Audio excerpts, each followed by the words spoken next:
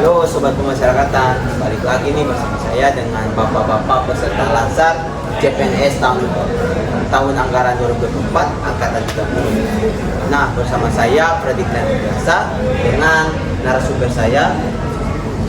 Ya, saya Muhammad Nur Jumadil dari Lapas kelas 2 BU dan Teman-teman Solusi Tengah. Perkenalkan, nama saya Harlan Fadil Hamid. Asal usul saya Palu, tepatnya di Lapas kelas 2 Palu. Ya, perkenalkan nama saya Ibnu Rajab, asal UPT Rutan kelas 2 Palu, Kamil, Sulawesi Tengah. Ya, terima kasih. Perkenalkan nama saya Adi Ayat dari Rutan kelas 2B Donggala, Kamil, Sulawesi Tengah. Oke, terima kasih. Perkenalkan nama saya Adi Muhammad dari Rutan kelas 2B Tingkat. Terima kasih. Perkenalkan nama saya Imam Wirawan, asal UPT saya Lapas kelas 3 Leom, Kamil, Sulawesi Tengah. Ya, baik. Mungkin Sobat Pemasyarakatan sudah mengenal dari Bapak-Bapak peserta Lansar angkatan 30 ini.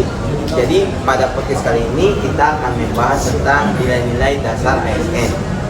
Nah, kemarin Bapak-Bapak ini sudah mendapatkan materi atau bahan pelajaran yang sudah dipelajari melalui sinkronus dan asinkronus. Nah, di sini host ingin menanyakan kepada Bapak Nur. Menurut Bapak Nur, apa sih itu perbedaan antara pembelajaran sinkronus dan asinkronus? Kepada Bapak dipersilakan. Menarik ya, karena pada kesempatan kali ini kita sudah sampai pada pembelajaran klasikal. Nah, sebelum kita sampai ke pembelajaran klasikal, kita terlebih dahulu melewati dua tahapan proses pembelajaran. Pembelajaran pertama yaitu pembelajaran asinkronus yang menuntut kita untuk terus beradaptasi dengan perkembangan teknologi tanpa harus bertatap muka dengan pemateri ataupun coach. Nah, selanjutnya pada tahapan klasikal yang seperti yang kita dapatkan pada hari ini, kita sudah sampai pada tatap muka langsung dengan coach.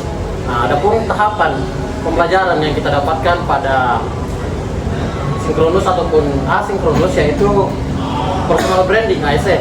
Sebagaimana kita ketahui bahwa ASN pada hari ini mulai tahun 2021 itu personal brandingnya yaitu berakhlak seperti itu. Baik, terima kasih jawaban dari Bapak Nur sudah sangat cukup jelas untuk kita memahami bahwa sinkronus dan asinkronus. Tadi sempat disinggung oleh Bapak Nur mengenai berakhlak. Nah, sesuai dengan judul kita hari ini tentang berakhlak. Jadi penjelasan sedikit tentang berakhlak. Berakhlak itu merupakan akronim dari berorientasi pelayanan, akuntabel, kompeten, harmonis, loyal, adaptif, dan kolaboratif.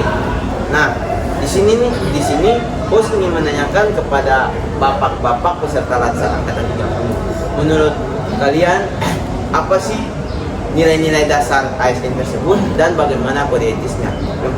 Yang pertama saya ingin menanyakan kepada Bapak Halan. Menurut Bapak Halan, apa itu berorientasi pelayanan dan akuntabel? Kepada Bapak dipersilakan. Oke, terima kasih atas penjelasan awal saya. Menurut saya ya, berdasarkan kemarin tugas-tugas yang diberikan, berdasarkan kan untuk berorientasi pelayanan sendiri ya, untuk berorientasi pelayanan sendiri itu kita di mana kita berkeinginan memberikan pelayanan yang prima kepada masyarakat, di mana kita itu dituntut untuk bersikap cepat, tepat, dan cekatan dalam memberikan pelayanan kepada masyarakat. Dan juga kita tidak bisa berhenti begitu dalam melakukan perbaikan. Jadi ketika kita sudah mencapai suatu tujuan pelayanan, kita harus terus meningkatkan pelayanannya. Seperti terus meningkatkan dan nggak boleh berhenti di situ saja. Kemudian ada akuntabel. Nah, akuntabel ini dia termasuk poin kedua ya di itu. Nah, akuntabel sendiri ini dia artinya itu dimana kita bertanggung jawab atas kepercayaan yang diberikan, dan dimana kita bisa dengan cara melaksanakan tugas dengan jujur, bertanggung jawab, cermat, disiplin, dan integritas tinggi. Dan juga kita harus bisa menggunakan kekayaan dan barang milik negara secara bertanggung jawab, efektif, dan juga efisien. Juga untuk yang terakhir tambahan dari saya itu kita tidak bisa menyalahgunakan kewenangan jabatan. Terima kasih ya Bapak Halan, jawabannya sangat menarik terkait dengan penjelasan apa itu beradaptasi pelayanan dan bagaimana kode etis dari beradaptasi pelayanan dan akuntabel. Oke, yang ketiga yaitu nilai kompeten. Nilai kompeten sendiri saya ingin meminta dari Bapak Ibnu Rajab untuk menjawab apa sih nilai kompeten itu seperti apa dan bagaimana kode etis yang terdapat dalam nilai kompeten. Kepada Bapak Ibnu dipersilakan. Ya, terima kasih atas kesempatan yang diberikan. Menurut saya kompeten itu adalah terus belajar dan meningkatkan kualitas diri. Karena kita ASN dituntut untuk selalu meningkatkan diri, seperti itu, untuk menjawab tantangan-tantangan yang akan datang, seperti itu.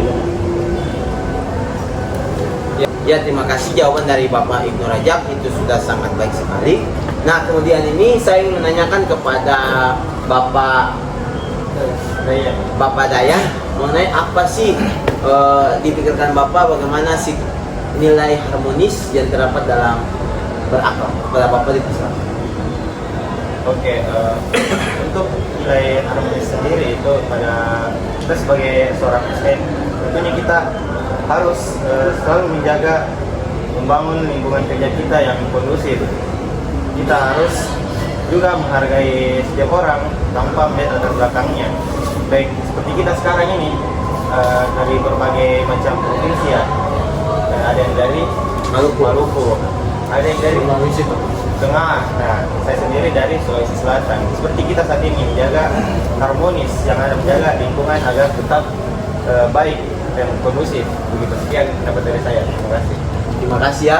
Jadi kalau dipikir-pikir bahwa harmonis ini salah satu nilai yang menghargai atau menyatukan walaupun kita berbeda provinsi, tetapi kita tetap satu. Ya, Kemudian di sini ada nilai loyal. Nilai loyal ini saya meminta Bapak dengan Bapak siapa tadi? Ya, dengan Bapak Andi. Bapak di sini mau diminta untuk Bapak menjawab kira-kira apa sih menurut Bapak loyal dan bagaimana kode etisnya. Kepada Bapak dipersilakan. Terima kasih atas pertanyaan yang diberikan kepada saya. Saya ingin menjelaskan apa itu loyal. Loyal itu merupakan nilai dasar ASN berakhlak yang dimana kita sebagai PNS itu mengutamakan kepentingan negara di atas kepentingan pribadi dan golongan.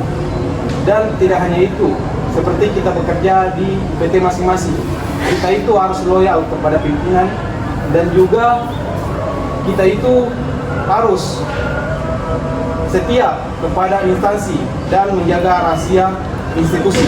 Terima kasih. Terima kasih jawaban. Ya, terima kasih jawaban dari Bapak Andi sudah sangat bagus untuk menerangkan bahwa kode etis dari loyal seperti apa dan pengertian loyal. Jadi lebih ke arah nasional gitu ya Pak. Oke, kemudian yaitu ada adaptif. Adaptif ini saya meminta kembali Bapak Nur untuk menjelaskan bahwa seperti apa sih itu adaptif dan bagaimana kode etisnya. Kepada Bapak dilanjutkan. Oke, mengenai adaptif, bersama-sama kita ketahui bahwa proses penyesuaian dengan sentuhan teknologi itu telah kita dapatkan pada proses pembelajaran kali ini.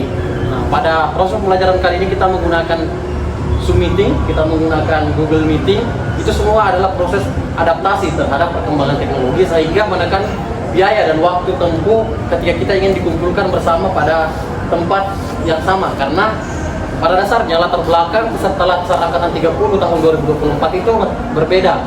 Nah, jarak tempuh antar peserta juga akan memakan waktu dan biaya yang terbilang cukup mahal. Maka adaptasi yang dilakukan oleh peserta dan panitia itu cukup dapat dibuktikan dengan fakta lapangan dengan penerapan pembelajaran blended learning, yaitu sinkronis, asinkronus dengan klasikal seperti itu. Baik sekali ya, jawabannya sangat luar biasa. Nah, di sini menyatakan bahwa adaptif itu lebih ke adaptasi dengan sesuai dengan keadaannya. Nah, yang terakhir yaitu adalah kolaboratif. Nah, kolaboratif ini saya meminta Bapak Imam untuk menjawab nilai terakhir kita yaitu nilai kolaboratif. Dan seperti kita tahu juga bahwa nilai kolaboratif ini tidak asing ya. Pada Bapak dipersilakan untuk menjawab. Baik, terima kasih atas kesempatannya. Kolaboratif sendiri yang saya pahami memiliki arti kolaborasi. Kolaborasi sendiri adalah upaya bersama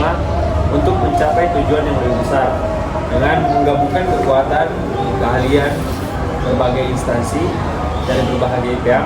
Bagi ASN, kolaborasi ini bukan hanya untuk soal bekerja dengan rekan-rekan di kantor, tetapi juga berinteraksi dengan masyarakat, berkolaborasi bersama organisasi lain dan sektor swasta dalam mewujudkan pelayanan publik yang berkualitas. Baik, terima kasih. Oke, terima kasih Bapak Ibu. Jadi yang saya tangkap dari kolaboratif sendiri ini adalah merupakan suatu kerjasama antara suatu lembaga atau yang disebut dengan NAPAS, bekerjasama bukan saja dengan warga binaan yang di dalam, tetapi juga bisa dengan masyarakat ataupun juga dengan instansi yang lain.